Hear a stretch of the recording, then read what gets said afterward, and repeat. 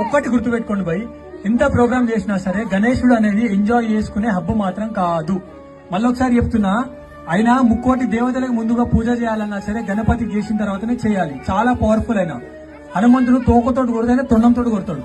But still ఏంటంటే మన దాంట్లో చాలా మంది తెలుసో తెలియకనో స్వామి దగ్గరికి తాగి వస్తున్నారా లేదా?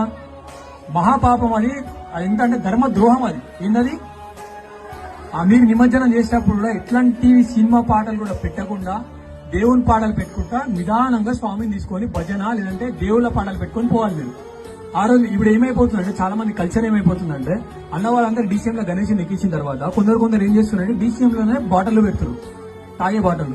హుసేన్ సాగర్ చెరువు దగ్గర పోయినప్పుడు మనల్ని తాగుతారు. తాగి ఏం చేస్తున్నారంటే వాటర్ ప్యాక్లు తీసుకొని మన దాంట్లో ఉన్న అమ్మాయిలను కొడుతారు ఇట్లా వాటర్ ప్యాక్లతో. బాలగంగాధర తిలక్ గారు గణపతిని ఇట్లా బయట ఎందుకు పెట్టాలి అని అంటే, మన హిందువులను ఒకప్పుడు బయటికి రానియకపోతే బ్రిటిష్ వాళ్ళు మన భక్తితో పాటు మన ఐక్యత పెరగాలని చెప్పేసి ఇట్లా గణేశుని యొక్క మండపాలు పెట్టి మన ఐక్యత చేస్తుండ్రు.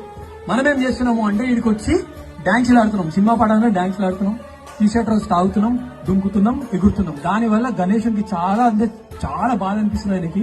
అయినా చెప్పిస్తే మనం లైఫ్ లో మాత్రం అస్సలు బాగుపడం. కాబట్టి ఎవ్వరు కూడా దయచేసి పోయేట రోజు చాలా నీట్ గా నిదానంగా సినిమా పాటలు పెట్టకుండా పోవాలి. పోతారా? యూత్ మీరు కూడా అందరు కమిట్మెంట్ తీసుకుంటారా? యూత్ అందరూ తీసుకుంటే మన చేతులు ఇవ్వడాలి పోయి మీరు నిజంగా.